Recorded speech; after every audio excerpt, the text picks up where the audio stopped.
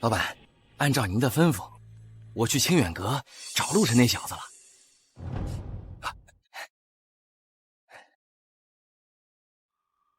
他乖乖把店交给你了。那小子穷横的，我就使了点小手段，那谁曾想他敢跟我动手啊！然后就自己没站稳，摔门上了，还借了红。刀疤，我不管你用什么方法，软的、硬的、明的、暗的，我只要结果。清远阁那块地我必须拿下，陆晨那块玉佩我也要。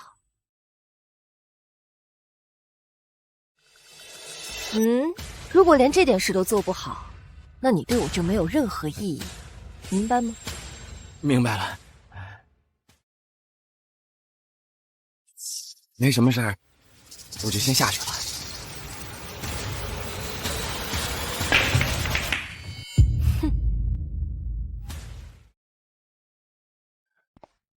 看看再讲价了啊！已经是最低价了，跟您谈好的价。这是第3天，还有4天交租，5000块。清远阁可不能倒在我手里啊！爸妈，你们在天上看着，儿子现在只能靠这双眼睛了。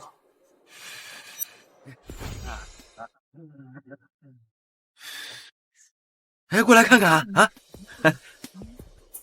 这是做旧仿品，价值约150元。这个是祖传的彩釉，颜色都是极好的。咱一口价。哎呀，我再看看吧，还可以。小伙子，看看吧啊！民国37年10印本，价值180到220元。来，过来看看，老物件都是老物件啊！哎呦，小伙子喜欢什么？随便看。哎，看，这个怎么办啊？好眼力，明代青田石300。你看这包浆啊，多自然啊！现代机器雕，当前价值40至60元。我再看看吧。清末明初普通西铜壶，350元至450元。利润太薄了，需要懂行的买主，我没时间慢慢出货。哎，您再看看吧。哎，清乾隆御窑厂制粉彩缠枝连纹笔写真品，价值380万到450万。380万是乾隆粉彩御窑厂真品，房租清远阁有救了，真的有救了。不能急，绝对不能急。武安行最忌讳漏气，摊主但凡看出一点苗头，价格都能翻上天。哎，老板啊，那些旧书怎么办啊？1本20，5本80，10块1本吧，我挑2本。那行，给你吧。过去了。Hello。哎，这黑疙瘩是什么玩意儿啊？你说这个啊？不知道哪收来的，在我这儿放好多年了，一直没人要。全是油啊！这是不是放厨房里盛酱油的呀？是吧？你要啊？给100块拿走吧，我还能腾块地方。100啊？50我都嫌多呀。那你给多少？30。30我都收不来呀。那我不要。哎，80，最低了。50，不行就走了啊。哎，行，给你吧。占我地方这么，你会赚大了，我告诉你哦，老板。老板，这玉壶春瓶画工倒是标准，釉面也温润，什么年代的？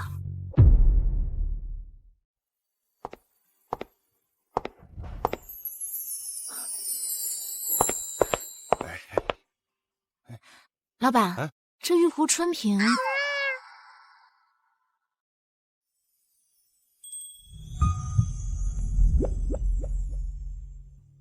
画工倒是规整，釉面也显温润，什么年代的？姑娘好眼力呀，这可是正经的乾隆民窑的精品啊！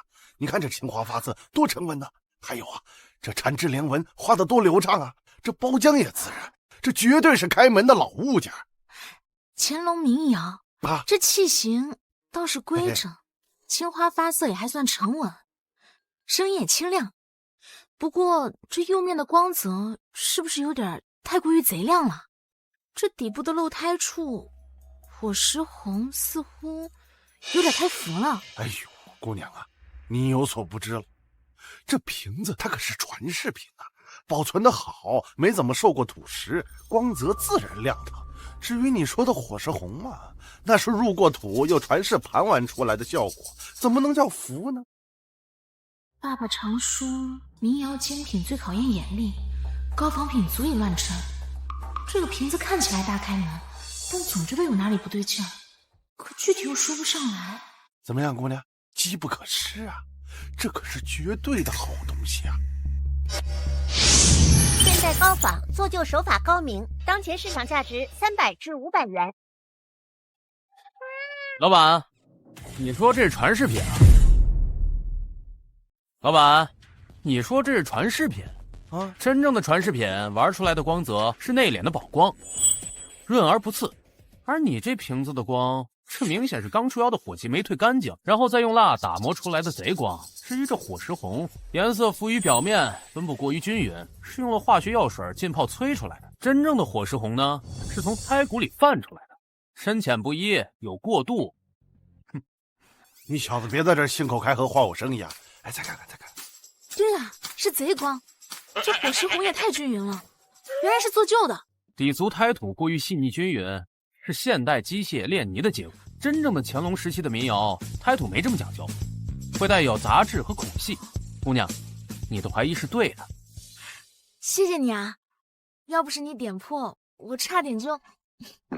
是我学术不精，还得好好练练。我们这行啊，水深，小心点呢是好事。你们到底买不买？不买，别在这打扰我做生意。走走走走。你好，我是林雪，是雪月阁的，能认识一下吗？你是陆晨，你能教我看东西吗？我请你喝奶茶。可以啊，可以啊。我当这是谁呢？这不是我们陆大少爷吗？姐，聚宝轩的王老板这次可算把压箱底的好货啊让给我了，80万。人家说了，这瓶子摆在客厅里啊，风水都能转3转。哼，小文也说好看。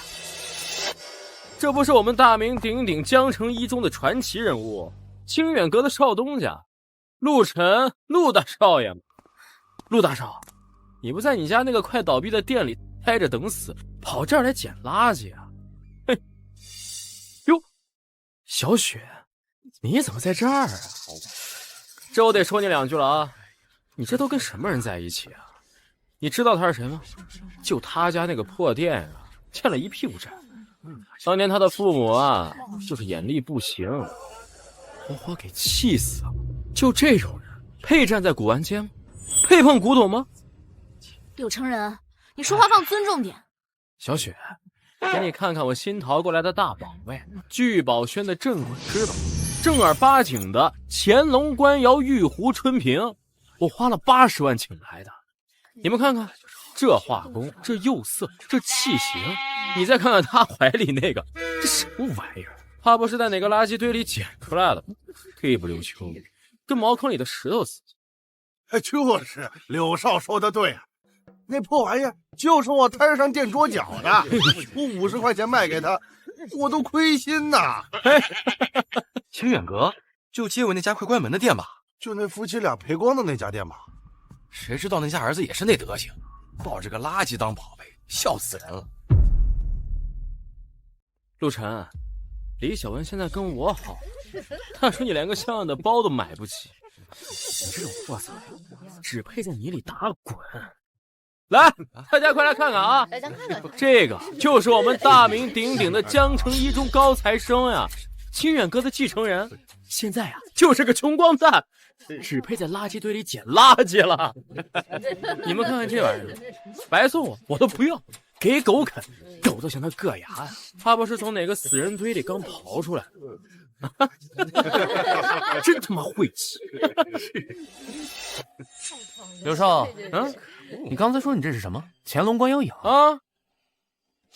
哎呀，你说你眼瞎的毛病呢？从高中的时候连抄我作业，连名字都能抄错的时候开始，一直到现在，怎么一点长进都没有？拿个假瓶子，拿个假瓶子，你敢说我这花瓶是假的？陆晨，你这个家破人亡的丧门星，你不把话说清楚，我今天弄死你！我让你去陪你那对垃圾父母。你怎么说话呢？刘成仁，你除了会大呼小叫，还会说什么？陆晨敢一条条说清楚，你敢一条条听吗？是不是心虚啊？行，我跟你说清楚。第一呢，先看款识，你这个字体浮夸无力，软趴趴的像蚯蚓爬。你觉得乾隆官窑的款识会是你这种货色？刘少，你但凡看过一本乾隆官窑款识图谱，你都说不出这是真的。这叫古朴，你懂什么？行。第二，要看釉色，你这个呀，火气冲天，光刺的人眼睛疼。真正的乾隆青花，釉面温润如玉，是内敛的宝光，不是你这种地摊玻璃的贼光。好像是亮了点啊。这是保存的好，保存的好。那咱就看第三点，咱看骨子里是什么货色。真正的骨瓷呢，历经岁月，胎骨温润，而你这个瓶子呢，胎质粗糙疏松，用的是现代机械压胚，这里面满是气泡和杂质。最可笑的就是你这个，哎，老板，借你强光手电一用啊！大家请看，这是化学药水浸泡做旧，再用喷枪模仿岁月磨损的痕迹，手法低劣，连高仿都算不上。现在景德镇批量生产的低端产品，成本最多800，而且包邮。8折买10万买。像这次亏到姥姥家，笑死人了！刘成仁，听见了吗？800块，你还跟个宝似的在手里捧着，就你这眼力，还好意思说人家是下等的？我看你呀，才是最大的笑话。让一让，让老夫来看一看。让一让，让老夫来看一看。刘少，可否让老夫一观？哎呀，王爷爷，哎呀，您快看看，这肯定是真的，肯定是陆晨那个废物瞎说。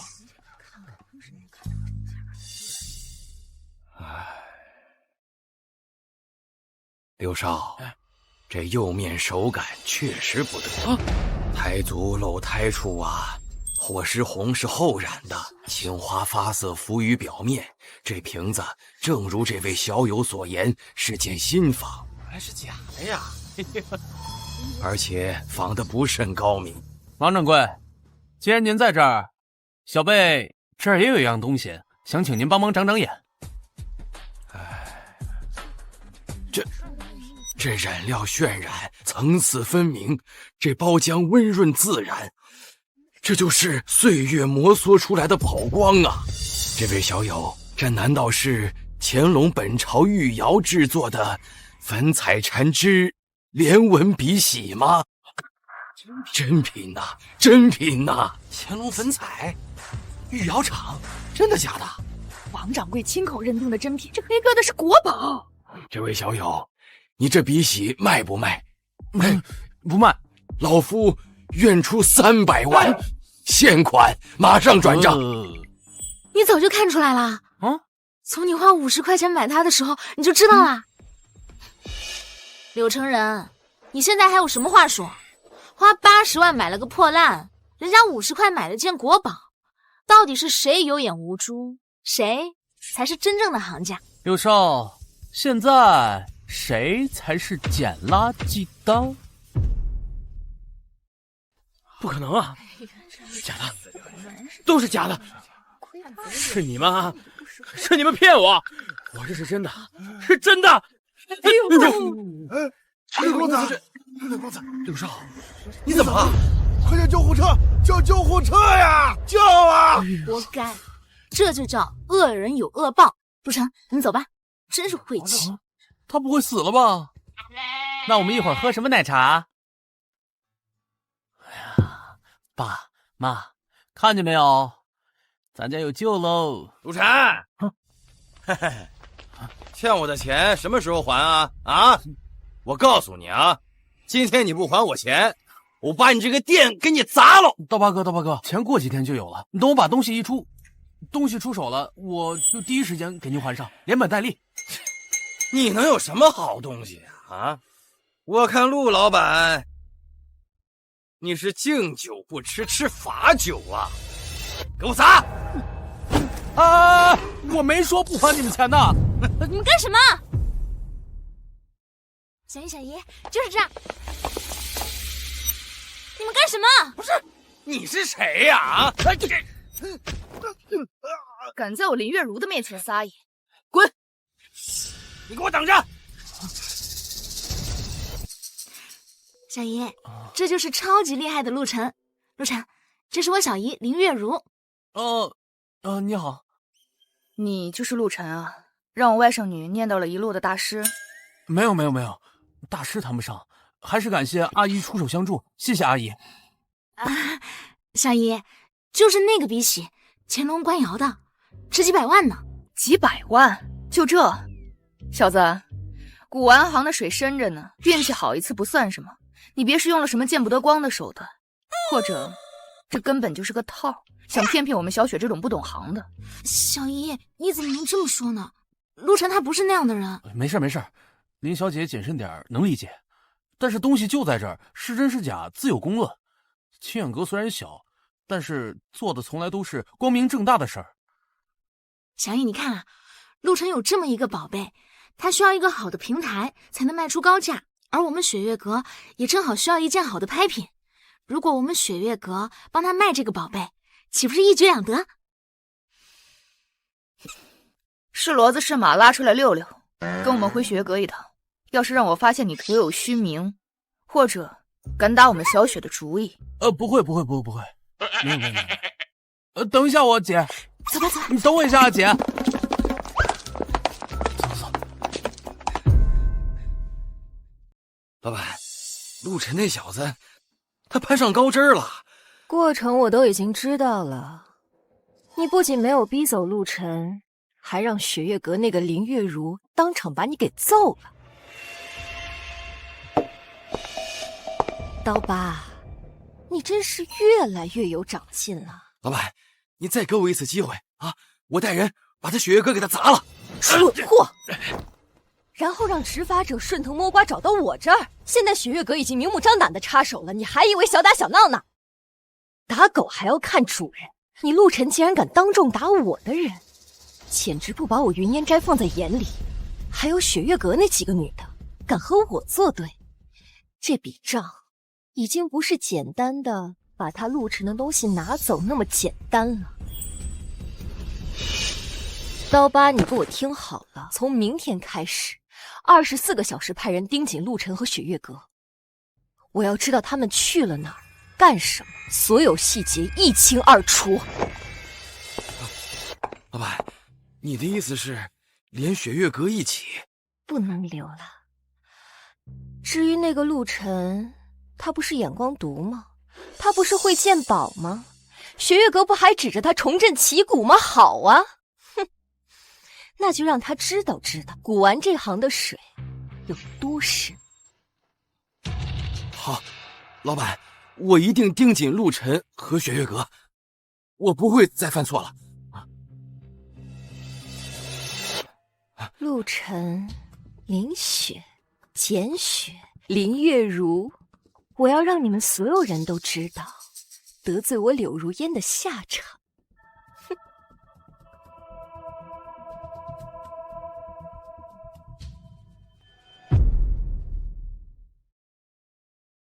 来这边，陆晨，你看，这就是我们雪月阁的鉴定室。我告诉你啊，我们雪月阁是整个江城最老牌的拍卖行，从我爷爷那辈就创立了，到现在已经快100多年的历史了。确实有100年底蕴。陆晨，你坐。哦，好。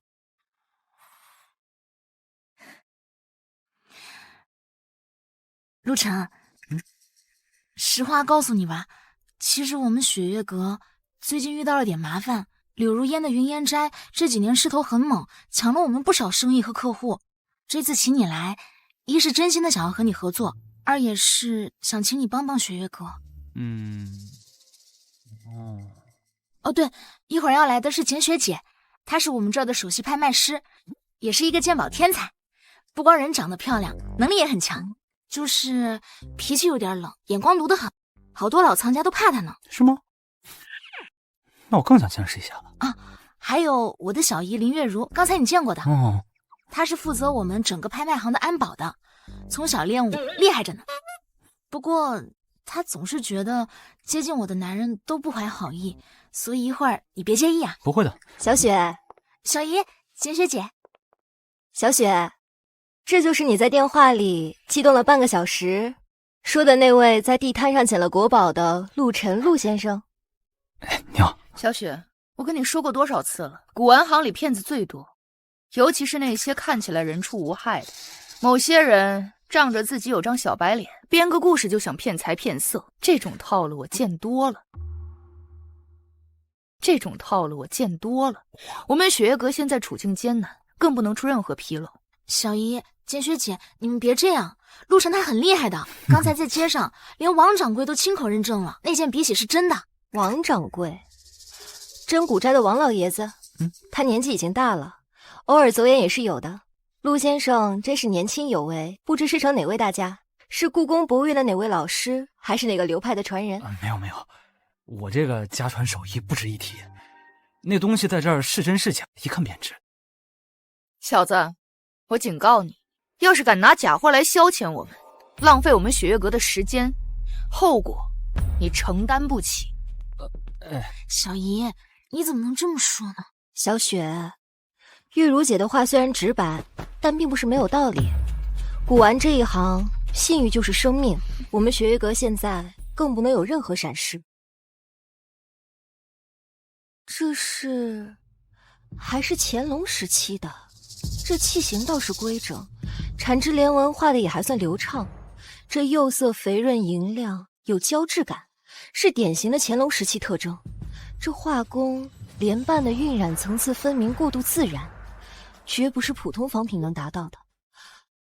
这胎质细腻洁白，这橘皮纹自然均匀。怎么了，简雪？你再好好看看，就算这做旧水平高，肯定有破绽。林小姐，你指那个应该是人为附着物做旧，那种通常用胶水混合泥土凝制而成，油烟熏制，附着生硬，分布不自然。这鼻息角落的包浆温润厚重，这是由内而外泛出的宝光，与污垢融汇自然。这是岁月沉淀的痕迹，绝非短时间能做出来的。还有这酥麻离清的晕散感，轻料深入胎骨，铁锈般分布自然，这确实是清代早中期特点。就算这些特征都对，也只能说明仿造者水平高。现在这高仿技术日新月异，高水平仿造成本极高，谁会耗费如此巨资去打造一个相对冷门的笔洗，然后扔地摊上卖100，换你干嘛？逻辑上都说不通啊。逻辑上都说不通。陆先生见识不凡，这件缠枝莲纹笔洗，从釉、彩、胎、工、形、釉器等方面初步判断是对的。耶，我就说吧，简雪姐都说是真的。但是为了对客户100%负责，我们要进行更严格的科学检测。对，科学检测最准。就算笔洗是真的，也只能说明你是运气好，碰巧蒙对了。运气也是实力的一部分呀，更何况我的运气向来不错。陆先生，我这里有3位朋友送来的物件，困扰了我们许久。1件瓷器，1幅字画，1件铜器，都让我们的鉴定团队意见分歧，能否请你长长眼？这3样东西可是难倒了好几位老师傅，陆先生可要仔细看。陆晨，别紧张。没事儿。哎，简小姐，您是想考教陆某的眼力，还是真心求教？有何不同？若是考教，我说出结果便是；若是求教，我可以说出理由。口气还不小，那你说说看吧。好，这件宣德青花呢，青花发色艳而漂浮，釉面贼光未退，款式绵软无力，而且最重要的就是，看，釉下气泡均匀如鱼子，大小一致，这是现代器窑的特征。而真正的宣德青花用的是柴窑，气泡大小不一，层次分明。此物现代高仿，做旧时间不超3年。而这个唐伯虎画工尚可，磨得形似，但败笔有二：一是纸，唐寅所用当为明代中晚期棉料宣纸，纤维长短不一；而这个纹理均匀，这是机器压制的痕迹；二是墨，真迹墨色历经数百年，沉静内敛，而此画墨色浮于表面，分布过于均匀，这是大概去年天津出的货。至于这款铜炉，底款大明宣德年制，比例稍弱，刻工略显迟疑，是后刻的，但是器物本身手感坠实，包浆厚实，这个是经年累月人气盘玩所致，仿不出来。这是一件明末清初时期高手的仿宣德炉作品。你居然知道的这么清楚，连产地和大致年份都……这件铜炉，我们之前一直以为是民国仿，断代在清末明初，你居然一眼就……明末清初，这断代比我们之前判断的早了近200年，价值至少翻3倍吧。你看，我就说吧，陆晨是最厉害的。陆先生，哦不，陆大师，您真是神乎其技，眼力、见识、判断，皆是我生平仅见。我为我们之前的失礼和怀疑，向您郑重道歉。你确实是有真本事，是我林月如有眼不识泰山了。说话难听，对不住，我们雪月阁现在确实需要您这样的高手。哎呀，简小姐、林小姐言重了，陆某只是家学渊博，加上运气好罢了。陆大师，这绝非运气。明人不说暗话，我们雪月阁现在处境艰难，柳如烟的云烟斋步步紧逼，抢客户、挖墙脚，甚至不惜散播谣言诋毁我们。我们需要打一场漂亮的翻身仗，需要一件能镇住场子的重器，更需要一位能稳定军心的定海神针。今后您捡漏得来的宝贝，可以全部交由我们雪月阁来拍卖，我们只收取行业内的最低佣金。另外，我们诚挚地聘请您担任我们雪月阁的首席特邀顾问，不需要坐班，只需要在有重要藏品和疑难杂症时出面把关，年薪300万，另有绩效分红。合作可以，但我有2个条件。可以，但我有2个条件。您说。第一，我只负责鉴定，不参与你们的日常管理和商业决策。第二，我只是你们的合作顾问，我不想被打扰。完全没问题，都写在合同里。陆先生，您这是答应了？陆晨，不，师傅，你实在太厉害了，你能不能教教我？我也想学鉴宝。我们一起把雪月阁重新做起来，把云斋比下去。小雪，别胡闹，鉴宝需要天分和累积，岂是儿戏？不过陆先生，小雪虽然莽撞，但说的是实话，我们雪月阁现在确实需要你。哎呀，可以，拜师就不必了，我们互相学习，共同进步。你要是感兴趣的话，可以偶尔和你讲一下入门的基础知识。真的吗？太好了，一言为定。一言为定。陆先生，您的那件笔洗保守估价在400万以上，它将是我们秋季大拍的重头戏。等拍卖流程走完，拍出之后扣除押金，再支付剩余款项。我会先让财务支付给您100万预付款。好。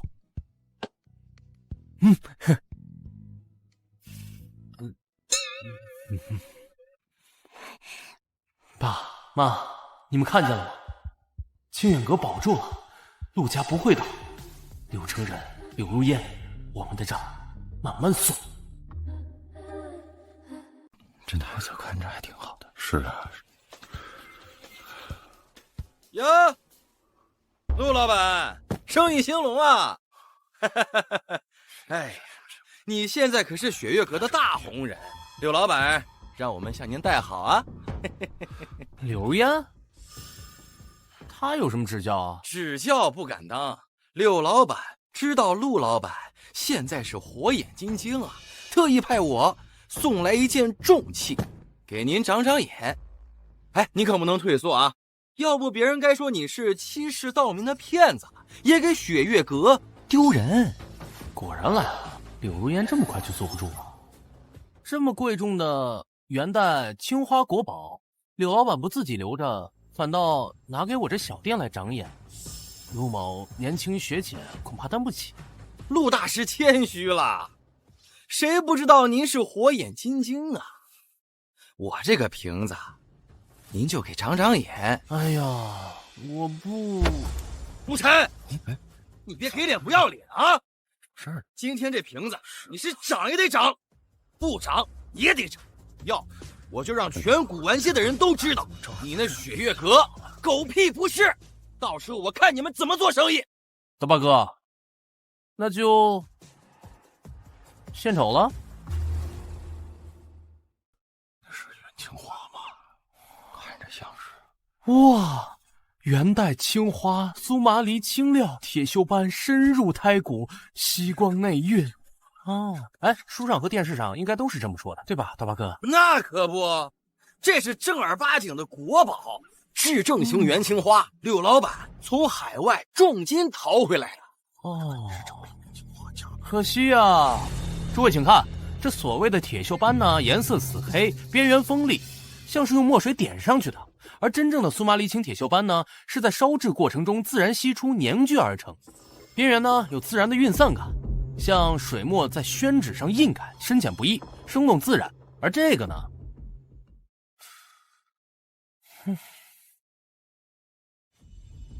看，颜色是不是淡了？它掉色，这是人为用高锰酸钾自然析出的，腐蚀釉面做出来的假锈，徒有其表，败絮其中。哎，你可别胡说，这是包浆。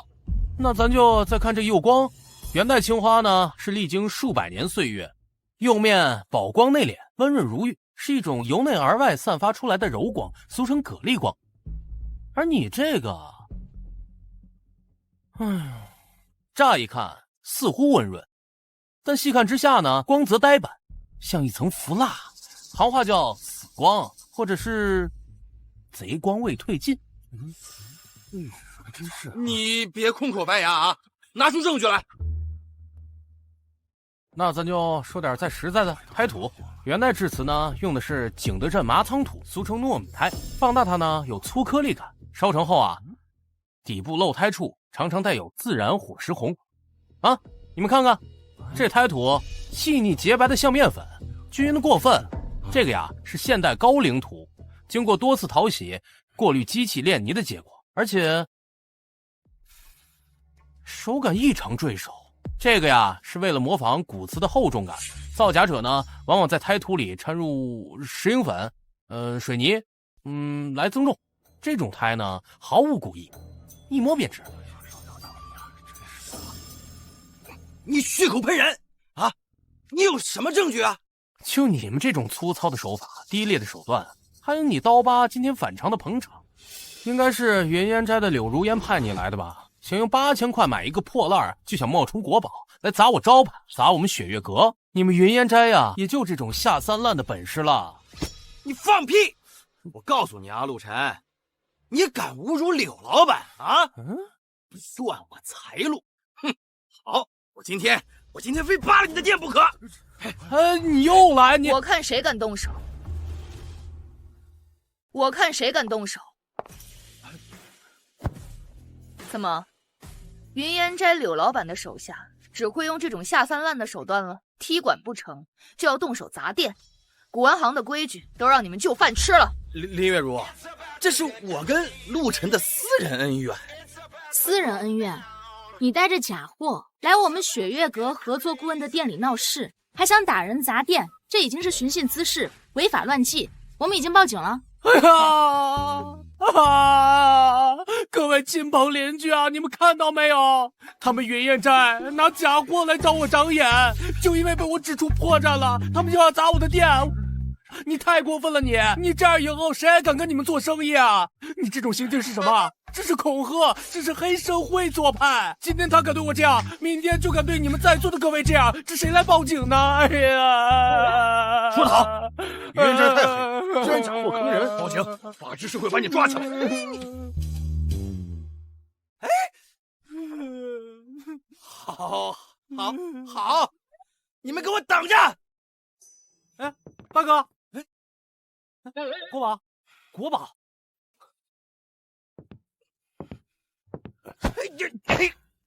小心着点，别把你的国宝给摔坏了。八哥，告诉柳老板哈，下次用酸别太多啊，釉面都烧坏了。陆晨，你也太厉害了，你是怎么一眼就看出来的？还有，你怎么知道是柳如烟指使的？假的就是假的，破绽太多。至于柳如烟嘛，你说除了他，还有谁会这么着急，想把我刚立起来的名声给打下去啊？跳梁小丑，陆晨啊，你这次算是把云烟斋给得罪透了。柳如烟这个女人睚眦必报，你可得小心点了。债多了不愁，我也不怕他来找我，他来找我，我也不理他。如果他非要来欺负我，但他若执意要碰一碰雪月阁，我保定。没错，让我们一起把云烟斋比下去，让雪月阁重回巅峰。耶，耶。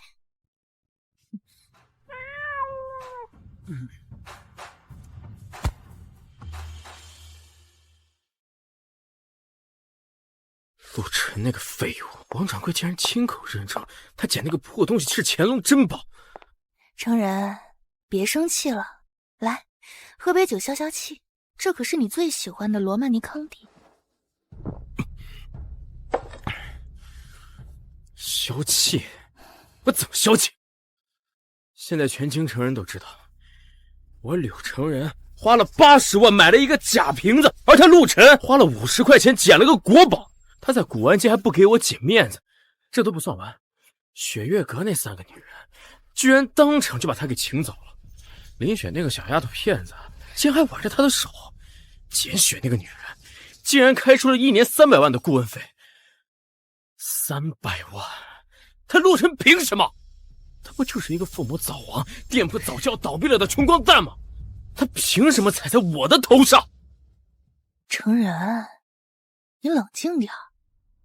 陆晨，我跟他在一起3年，他什么德行我最清楚。他呀，就是个书呆子，成天除了啃他爸留下的那几本破书，没有什么本事的。早年间家里好的时候，看着还可以，现在就是个空架子。王掌柜亲口说，乾隆粉彩几百万，就是瞎猫碰上死耗子了。古玩店每天人这么多，总有人走运捡漏的。他呀，就是运气好，蒙对了一次。你还真当他有什么大本领了？古玩店每天人这么多，总有人走运捡漏的。成人，你想啊，他要是真有那眼力，他家境能落魄成那样？他爸妈能收一批批假货被活活气死，还有他之前能被刀疤那种混混逼得走投无路，不过就是运气好，加上他耍点小聪明，才糊弄了王掌柜那种老头子而已。雪月阁已经被你们云烟斋压得喘不过气了，正需要一个学特来挽回名声。陆晨他就正好撞上了，他们就顺水推舟把他拉出来做个活招牌。说白了，他不过就是雪月阁的一个棋子，一个工具人而已。你还真把他当个人物了？哎，你别说，说的有点道理。本来就是嘛，你呀，才是真正的豪门少爷。他陆晨不过就是底层爬出来的小人物，你可是跟着赵一眼大师学本事的。像他那种小角色，就算一时得意，也改不了骨子里的穷酸和短视。既然他没什么真本事，全靠运气，那我更不能放过他了。他当街让我姐出丑，还当着那么多人的面前不给我面子，这笔账得好好算算。你打算怎么算呢？他不是眼睛毒吗？那我就带他去一个考眼力的地方，赌石场。我要在那里彻底把他踩在脚下。赌石？太好了，成人，到时我陪你一起去，我要亲眼看看陆晨是怎么跪在地上求饶的。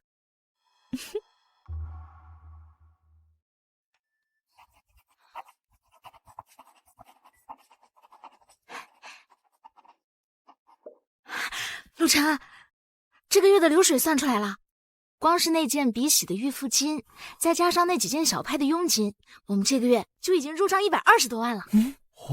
清远阁的房租不但够了，我们还可以把店面重新装修一下。哎呀，装修倒不着急，先把之前的欠款给还了吧。剩下的呢，我想买一些好东西来镇店。哟，收拾的挺像样的嘛。陆晨，你是不是他妈的现在很得意啊？真以为抱上了雪月阁这个大腿，就真的飞上枝头当凤凰了？柳成人，你干什么？柳少，打碎物品呢，照价赔偿。你打碎的那个青花瓷瓶是清中时期民窑精品，估价33万8，给你抹个零，33万。33万？陆晨，你他妈想钱想疯了！就那堆垃圾，你还好意思管我要钱？店里的监控可都已经录下来了，你无故闯入，故意损坏财物，视频里可都记录得清清楚楚。你要么现在赔钱，要么我马上报警，告你寻衅滋事，故意毁坏财物。你柳大少要不要去拘留所待几天？钱？老子有的是钱，33万是吧？这是一张100万的支票。哎呀，不过这钱啊，可不是那么好拿的。你拿了这钱，要跟我去一个地方。什么地方？赌石场。赌石场？你不是鉴宝很厉害吗？在地摊上还能看出那叫什么乾隆官窑，就是不知道你这眼力啊，能不能看到石头壳下的东西？你敢不敢跟我去赌石场玩一票大的？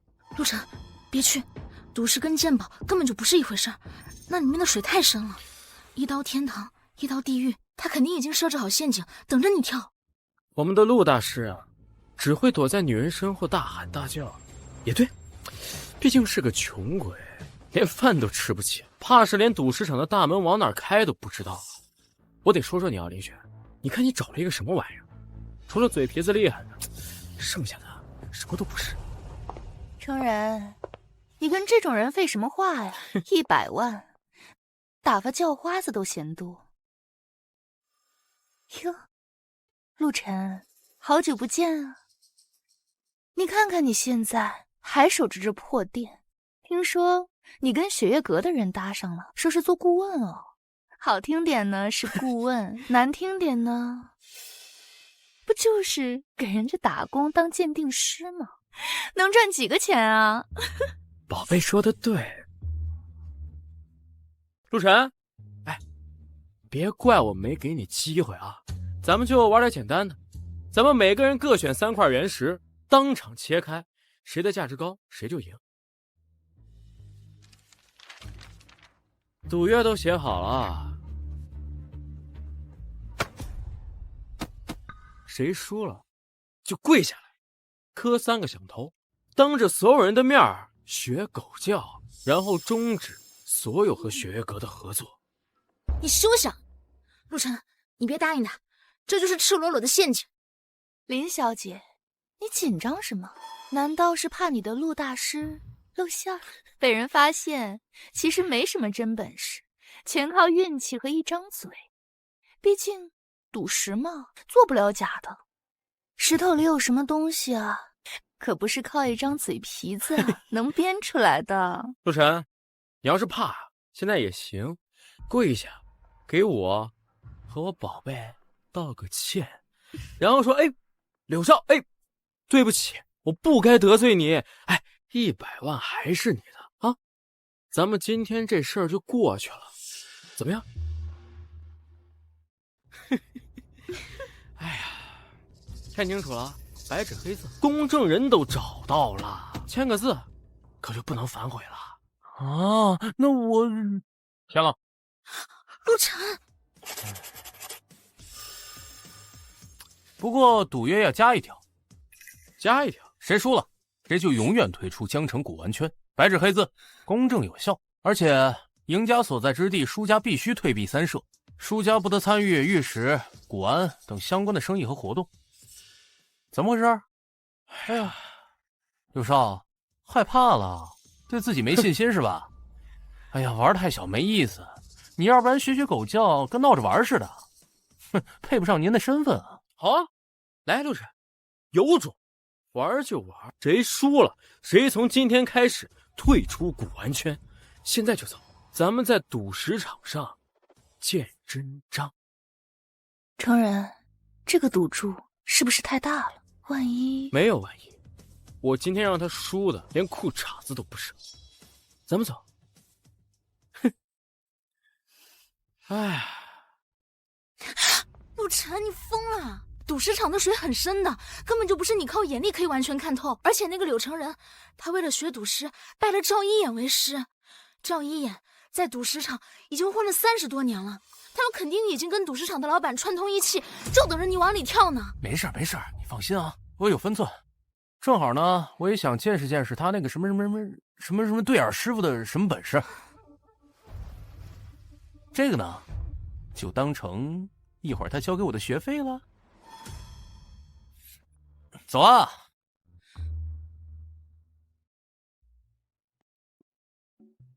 那我拿走了。好，慢走。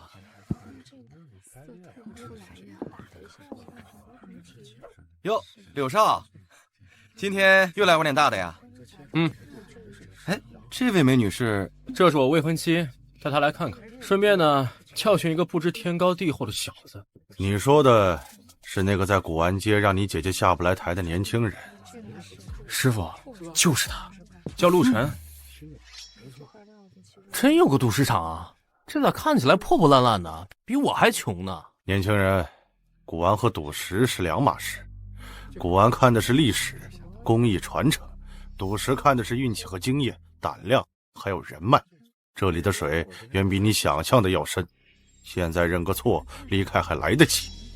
对呀，刘少、赵老，大家都是朋友，何必伤了和气呢？这样，我做东，大家喝喝茶，聊一聊。不要，赌约已定，还是按照规矩来吧。怎么个赌法来着，刘少？简单，这里的原石，每个人选3块，不管大小，不管价格，现场切开，谁开出的翡翠价值高，谁就赢了。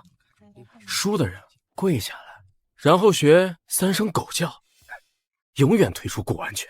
成人，你跟他说那么多干嘛呀？赶紧开始吧，待会儿我还要去挑结婚戒指呢。陆晨，别说我欺负你啊，这里的原石随便挑，哎，价格我出。今天呢，我就让你好好见识见识，什么叫做人外有人，天外有天。你俩咋这么磨叽呢？快开始吧。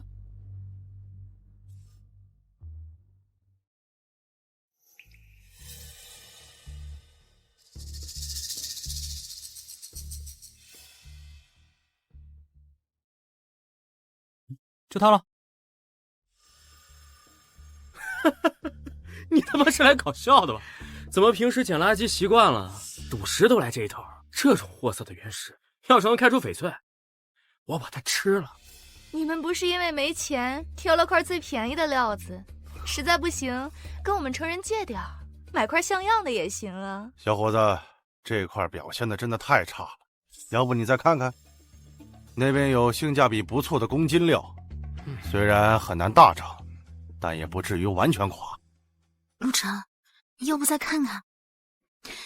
柳成人他们肯定会在好料子上做了手脚，但这个也太……哎，没事儿，相信我。看来我高估了这小子，这块料懂行的都不会碰。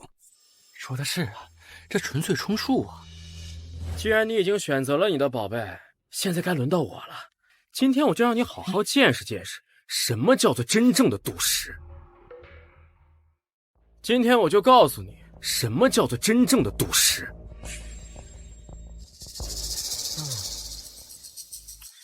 那块，还有那块，忘了，还有这块。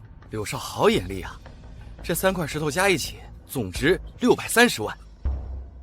看见了吧，陆晨，这才叫做赌石。赌石玩的是眼力，是魄力，是实力，不是你在垃圾堆里捡破烂的运气。哼！今天呢，我就让你输得心服口服。陆晨，他们选中的石头看起来好贵，表现也不错。我们没事儿，放心，看着就好。老板，准备解石吧。刘少，您看先开哪一块？师傅，开莫西沙6。先开这个。好嘞。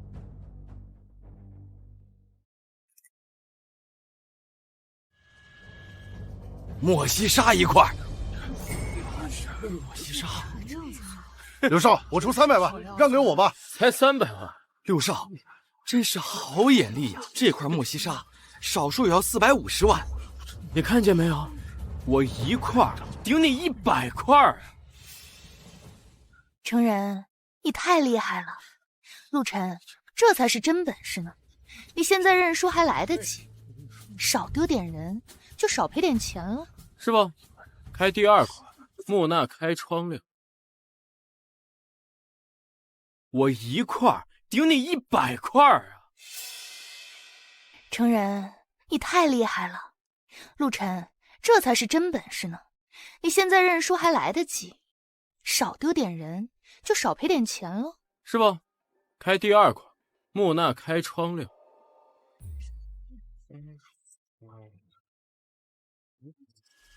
墨玉翡翠1块。我天哪，2连涨，总价值超1000万了。就你那些破东西，能比得上我？我觉得吧，你还是现在道歉，跪下来叫我一声爷爷，我或许还可以考虑让你少学2声狗叫啊。陆晨，认命吧，你们别欺人太甚。哎，欺人太甚，我这是教他做人。哎呀，开第3块，让他输的心服口服。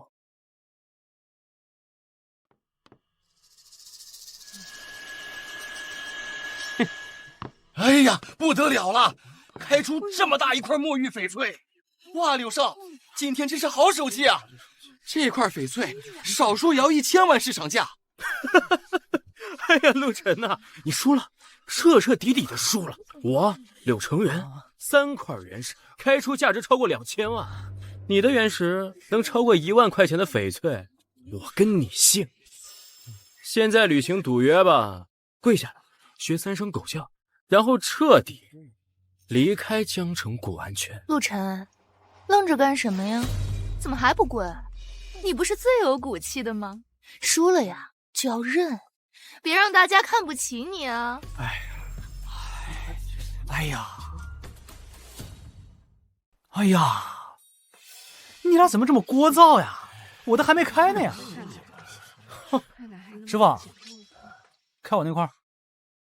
啊，真是不见棺材不落泪啊！那就让你死个明白。师傅，赶紧开啊！切完了赶紧跪下道歉。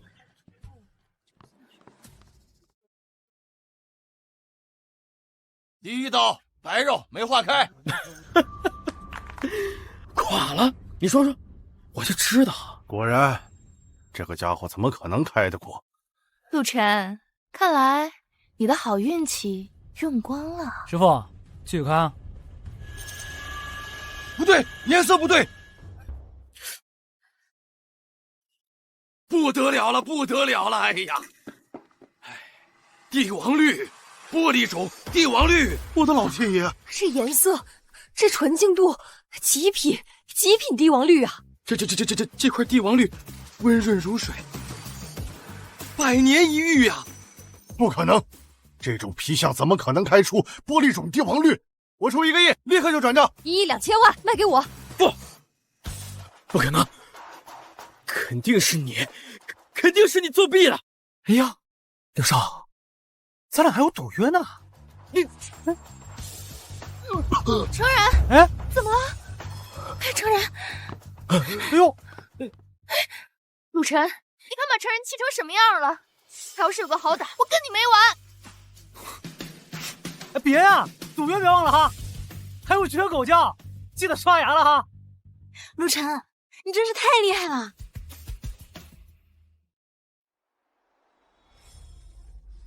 姐，我要报仇！陆晨那个狗杂碎，先后2次让我吐血，现在让我成为全江城人的笑柄，我他妈弄死他！成人，你冷静点，你现在身体要紧，医生说了你是急火攻心，不要再动气了啊！给我闭嘴！要不是你之前跟他在一起的3年，我至于现在看到他就这么恶心吗？我现在一见他就想到你曾经是他的女人，恶心！成人，你不能这么说呀！我现在心里只有你啊！够了，成人，你让姐姐很失望，输了1次2次，怎么就躺在病床上无能狂怒了？姐，陆晨的事儿我已经安排好了。姐，你有什么计划？陆晨现在可是风头正盛。风头正盛，那就让他摔得更惨。他不是会鉴宝吗？我就让他们一起付出代价。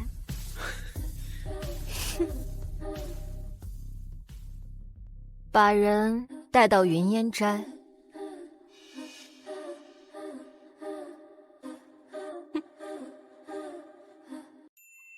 你们是没看见柳成人的脸啊，从红到白，从白到青，最后他一口血喷了出来。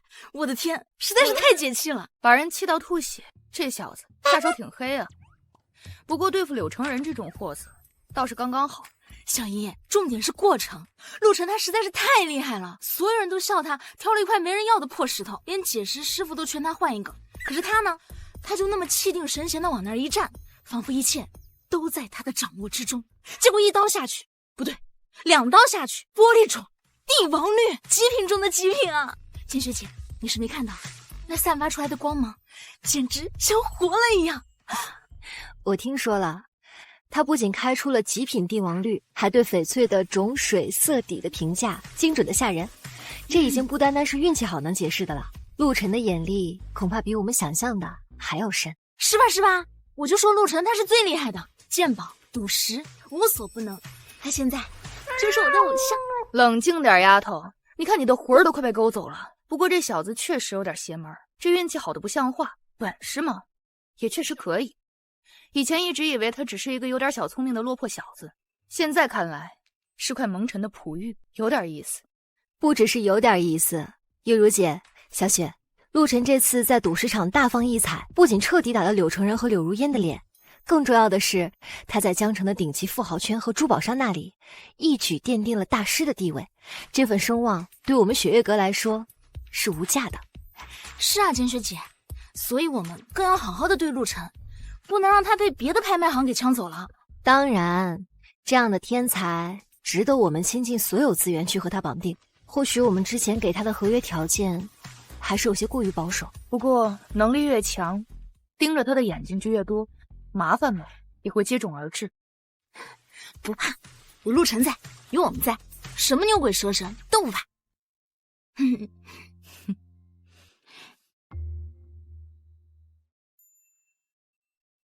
哎，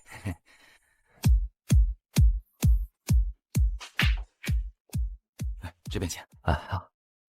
老板，人我给你带来了，这位就是圈内的鬼手李，做旧行业真正的第一高手。他做出来的东西，就算阎王爷看了都分不出来。柳老板久仰了，您要的东西我带了。按您要求，仿明宣德青花，胎土用的是景德镇老坑高岭土，混合麻仓土，青料是专门从国外调过来的苏麻离青矿料仿制品，烧制温度、用料配方都尽量还原宣德本朝工艺。另外，我又加入了一些特殊的东西，这是最新的光谱检测报告，显示年代距今约600年，符合明代特性。普通检测手段，包括一些博物馆的常规检测，都过得了。确实，和真品一模一样，连我都差点看走眼。赵一眼那个老东西，这次倒还真介绍了个有本事的人啊。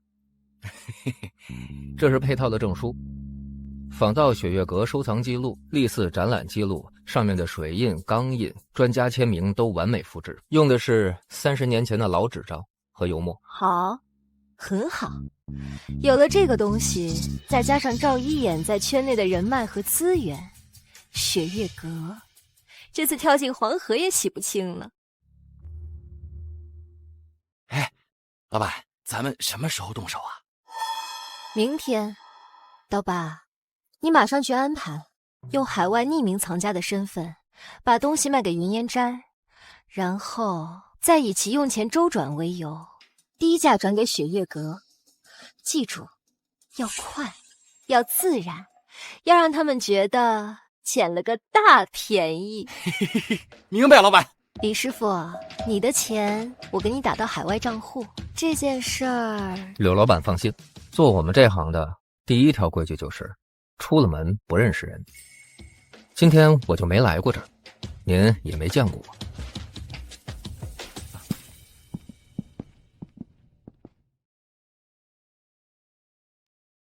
陆晨凌雪，简雪林月如，我要让你们所有人知道，得罪我柳如烟的下场。清远阁、雪月阁，哼，都给我变成废墟吧！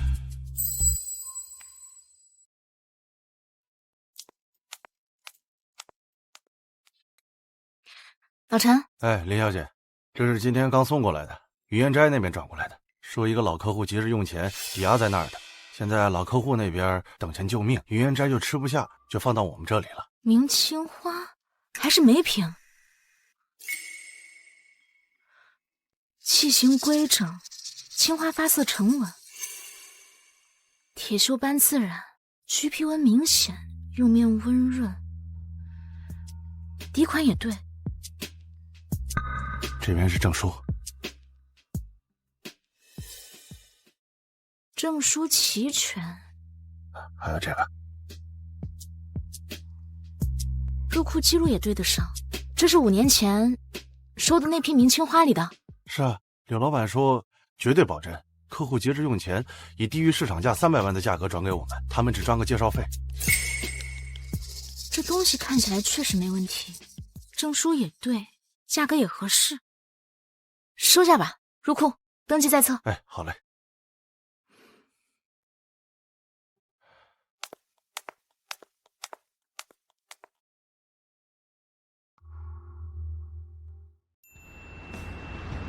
各位贵宾，这边请。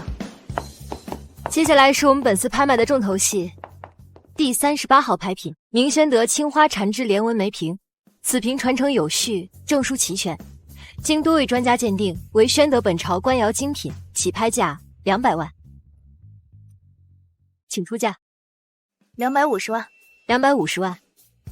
300万。300万。你看，大家都认可。500万。500万。您二位还要加价吗？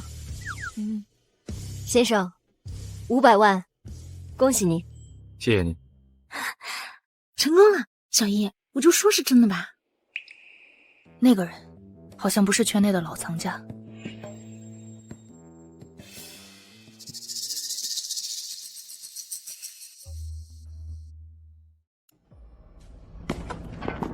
有人吗？有没有人？先生您好，您找谁？有预约吗？把你们负责人叫出来，立刻马上。我就是雪月阁的负责人林雪，请问有什么事吗？什么事儿？哼，你们雪月阁卖假货，欺诈消费者。先生，这话可不能乱说。这件梅瓶我们是经过严格鉴定的，证书都齐全。鉴定？林小姐，我们是国家文物鉴定中心的，这是我们的证件。我们受这位先生委托，对这件明宣德青花梅瓶进行了碳14检测。检测报告显示，这件瓷器烧制的年代不可能超过10年，而且证书也是伪造的，这根本就是一场精心策划的骗局。不可能，这个我亲自看过的，怎么会这样？我花了500万买了个假货，你们雪月阁也是100年老店，就这么欺诈消费者是吗？今天必须给我一个交代。这位先生，我们雪月阁会对此事展开彻底调查。哼，调查？证据确凿，还需要调查吗？我告诉你们，我已经向消费者协会还有文物局实名举报了，雪月阁关店。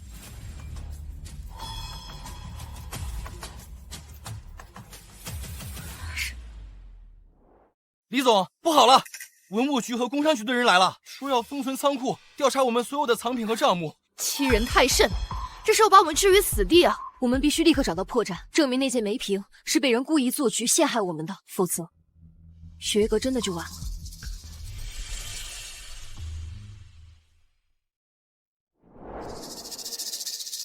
各位媒体朋友，各位同行，今天我以古玩协会副会长的身份，怀着无比沉痛的心情坐在这儿。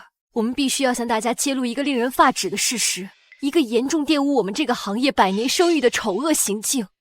经过我们协会初步调查以及权威机构的检测确认，已经可以确定，雪月阁拍卖行在上周的拍卖会中，以500万元的天价公然拍卖了一件现代高仿明代青花梅瓶，这是赤裸裸的欺骗，这是对那些所有信任他们的消费者和藏家严重背叛。柳会长，您说雪月阁作假，有什么证据？证据？这是那件明代青花梅瓶，这是国家文物鉴定中心出具的碳14检测报告 X 荧光光谱报告。报告中明确显示，这件瓷器的烧制时间不超过10年，是彻头彻尾的欺骗。雪月阁方面对此有何解释？解释？他们能有什么解释？证据是伪造的，东西是假的，铁证如山。我们古玩行业赖以生存的就是信誉2字，雪月阁这种行为就是在绝咱们整个行业的根呢。我作为协会副会长，绝不姑息，必须严肃处理，以儆效尤。是啊，必须得严肃处理，是应该是好好严重处理。我也很痛心，雪月阁是100年老店，当年林老爷子也是德高望重的前辈，没想到传到第3代，发生这样的事，真是让我们所有同行蒙羞。我在这郑重宣布，古玩协会将立即启动程序，建议有关部门吊销雪月阁的营销资质，并支持消费者通过法律途径进行索赔。柳会长，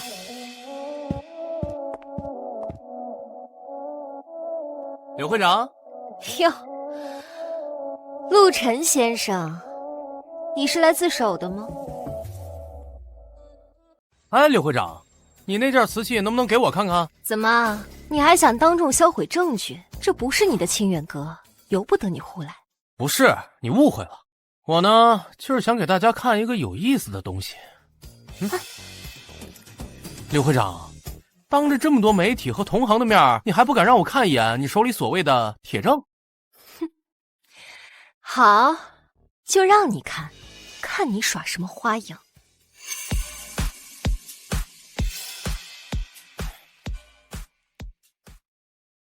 你要干什么？给大家看他的真面目。陆晨，你这是在销毁。这个是一种特制的溶剂，是溶解近10年内出现的特殊高分子材料，对真正的古瓷釉面毫无影响。好，呵呵，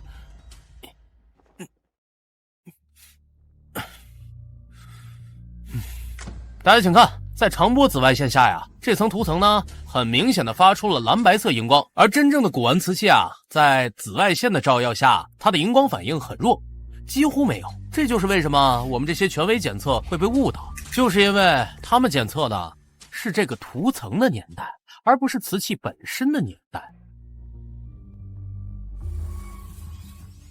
荒谬！这只能说明这个瓷器是被后期处理过的，怎么能说明不是雪月阁自己动的手脚呢？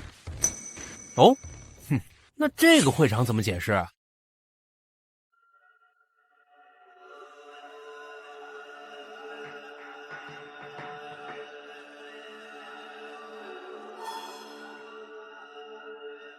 是啊，这人不是我们袁岩斋的。好，那我还有，这是一家特殊化学品公司的销售记录，上面显示1周前有一个匿名账户在网上购买了一批特制的化学品，其成分和梅瓶上的成分完全一致，而付款账户呢，经过调查，最终指向了刘女士你在海外的一个离岸公司。荒唐，这也是伪造的。没事，我还有。陆晨，那这个呢，是我们从中间商那里拿到的合同复印件。哦，甲方柳如烟女士，乙方代号鬼手，酬劳1000万，任务要求：制作一件能够通过常规检测明代青花的高仿品，并且伪造全套雪月阁收藏证书。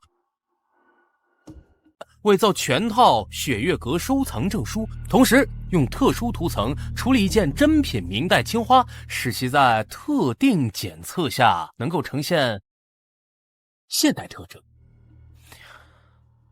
如烟小姐，你说你这处心积虑，先让鬼手里仿造了一个可以以假乱真的假货，然后呢，再去寻找一件真品，用特殊涂层处理，然后呢，通过云烟斋低价卖给急需寻找拍品镇场的雪月阁。拍卖成功后呢，你再让你安排好的买家带着权威的专家，然后用专门检测涂层的检测方法，当众证明这是假货。你一环套一环，好恶毒的计策呀！首先呢，可以让你赚到500万的拍卖款，而且还能让雪月阁身败名裂，同时呢，还能巩固你在行业中的正义凛然的形象。哇哦，一石三鸟啊！你好厉害啊！你血口喷人，这是你们和雪月阁联合起来伪造的，你们要陷害我！还在讲。柳如烟女士，我们是执法人员，你涉嫌组织策划多起商业欺诈、伪造文件、损害公司信誉等多项罪证，这是拘留证，请你配合调查。不是，等一下，我是被陷害的，陆晨的。陆晨，我做鬼都不会放你，轻点儿。走，路上小心点啊，注意安全啊！我是被陷害的。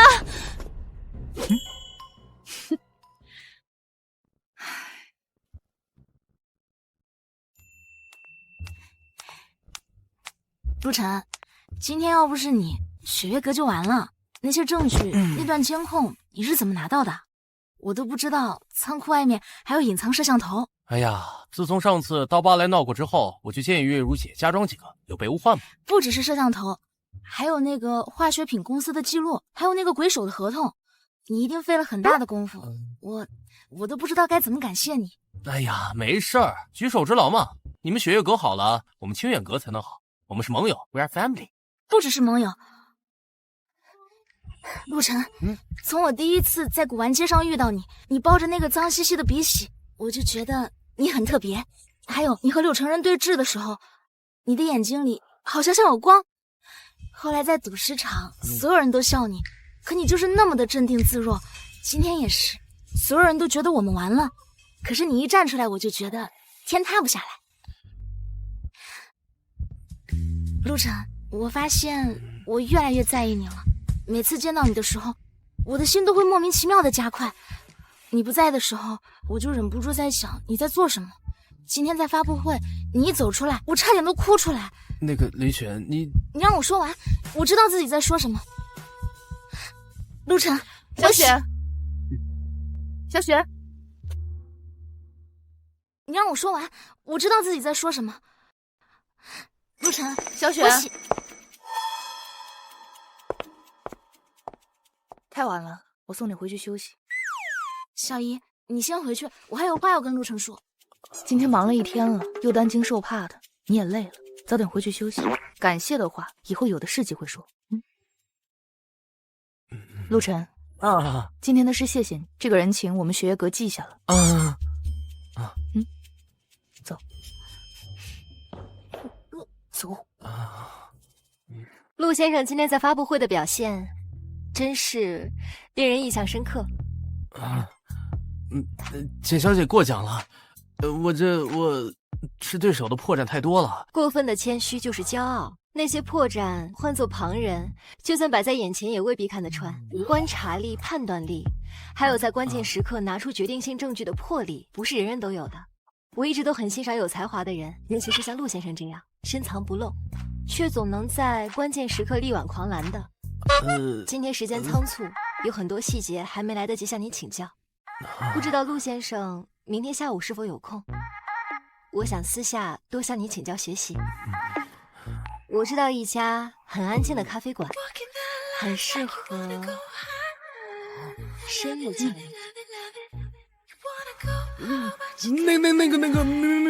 明天我约了2个老工匠去看看木料，要不然咱们有什么事的话，在群里也可以说，或者是在这里也可以说的。看看来是我太过着急了。也好，那就期待下次深入的交流。看来是我太过着急了。也好，那就期待下次深入的交流。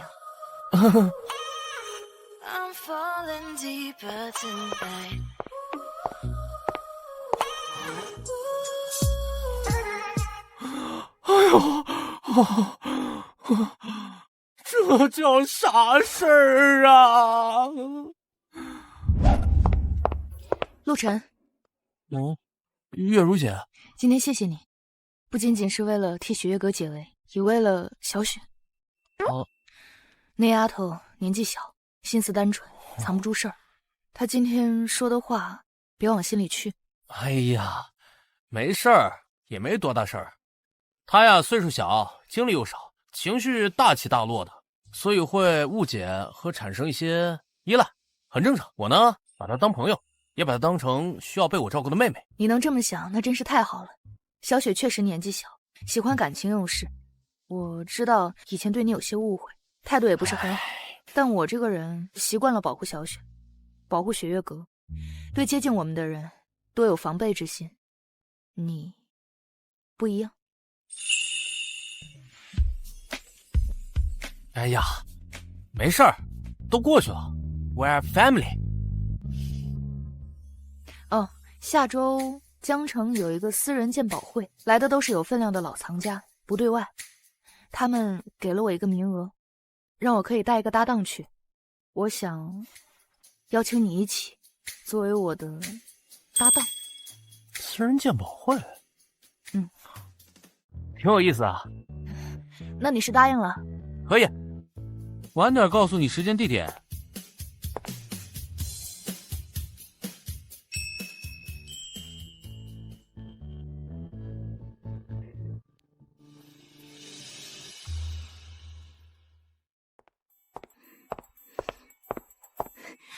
陆晨，你快帮我看看，这几笔账我怎么都对不上，是不是系统出问题了？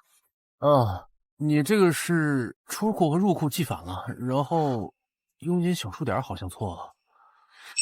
哇，你好厉害啊，一眼就发现了，我看半天都没有发现。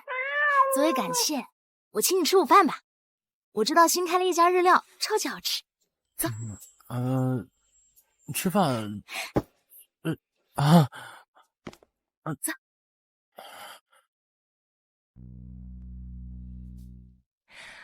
陆先生，尝尝这个，朋友从云南带回来的古树普洱。这批玉器里有几件高古玉，纹饰特别，我有些拿不准。你看这个，就这个龙纹配，你看这里的游丝毛雕，是战国的典型工艺，还是后世仿刻？这个工艺是老的，就是沁色有点浮，然后需要仔细看看孔道和包浆，但是整体应该是真的。有你在，我就放心了。对了，下周的那个私人鉴宝会，月如姐跟你说了吧？我也有收到邀请函，我们可以一起去。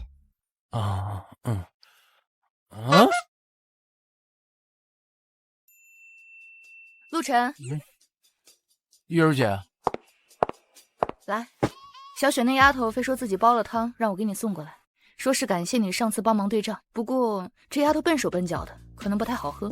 那你帮我谢谢小雪，你先放那儿吧，我一会儿喝。需要帮忙吗？不用，我自己来就行。哎呀，别磨叽，先喝汤，凉了就更难喝了。你不用，我自己来就行。喝呀！什么？柳承仁这个混蛋把所有罪都扛下来了。他说他是因为嫉妒陆晨，为了报复私下做的局，柳如烟完全不知情。为了报复私下做的局，柳如烟完全不知情。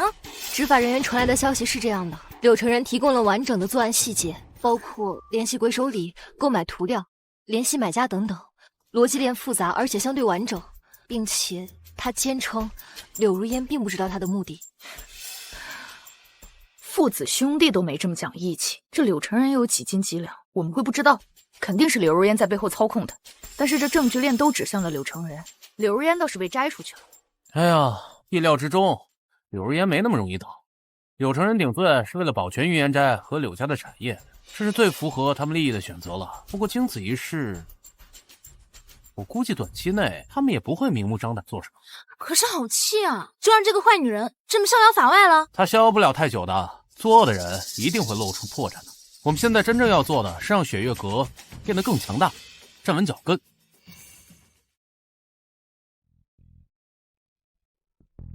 李总，有一位叫李小文的小姐说想见陆晨陆先生。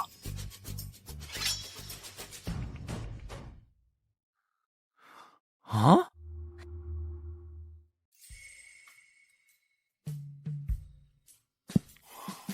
你来干嘛？陆晨，我对不起你。哎，李小姐，有话直说啊。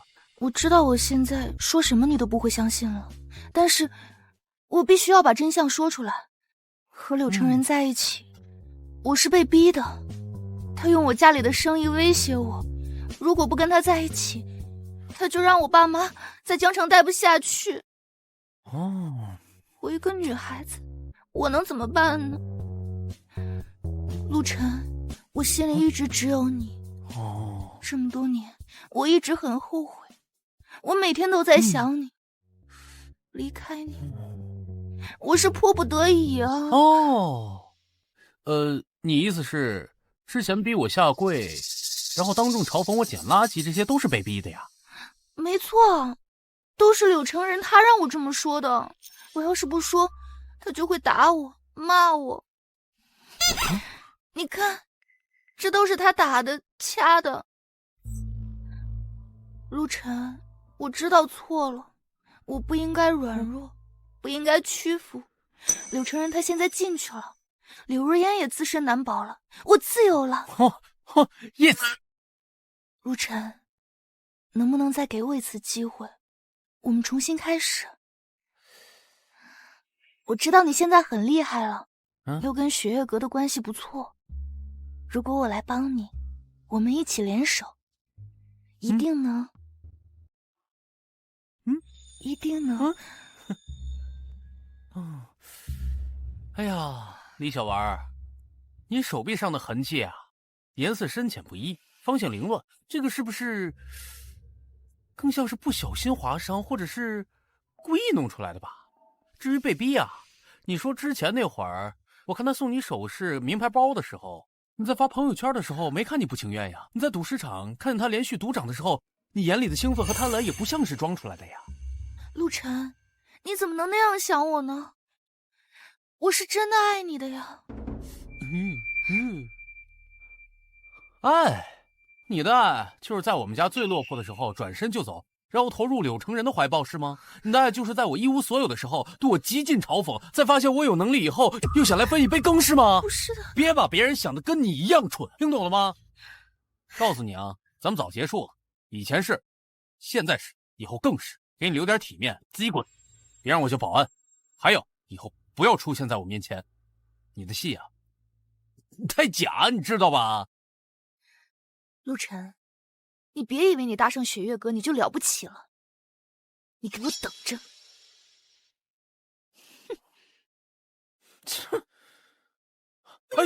哎，报个班啊，表演班也不贵，练练演技这方面以后都有用的呀！啊！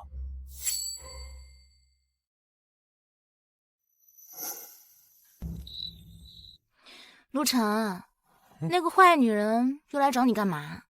哎呀，陆先生，没事吧？如果需要法律层面的帮助，我可以给你介绍几个律师。不用，看来确实需要加强安保了，别到时候什么阿猫阿狗都能放进来。啊？不是，你们干嘛呀？就一点小事儿都解决了呀？怎么能是小事儿？她肯定没安好心。陆晨，你不能再心软了，她这种女人最会装了。林雪妹妹，陆先生慧眼如炬，真假人心自然分得清。你年纪小，容易感情用事，分不清依赖和别的感情，是吧，陆先生？是。简学姐，你说谁呢？我分得可清楚了。我就是喜欢陆晨，怎么样？小雪，你又胡说什么？喜欢？林雪妹妹，感情不是过家家，陆先生需要的是一个并肩同行、彼此理解的伙伴，而不是一个时刻需要被照顾还会添乱的小朋友。我才不是小朋友，我可以帮陆晨的，而且我现在鉴宝也有进步了。陆晨，你说是不是？我现在鉴宝也有进步了，陆晨，你说是不是？不，我想起店里好像有点事儿，我得先走了。站住！下周末的私人鉴宝会，陆晨是我的搭档，我们已经约好了。小姨，月如姐，小姨，你耍赖，你都没告诉我。月如姐，我记得雪月阁也收到了邀请函，我作为首席拍卖师，陪同陆先生出席似乎更合适。我负责安保，保护鉴定师和藏品的安全是我的职责。再一个，我早就约好了呀。我不管，反正我就是喜欢陆晨。你们是不是也喜欢他？你说，你喜欢谁？我这别！哎呦，姑奶奶，你们这是干嘛呀？这姑奶奶。好，那我们公平竞争，看谁最后能赢得陆晨的心。但是，不能用不正当的手段，要堂堂正正的。好啊，我对自己有信心。随便你们，不过一切要以雪月阁的工作和陆晨的意愿为先。别给他添麻烦。那就说定了。陆晨，陆晨，期待与你在工作和其他方面都有更深入的交流。自求多福。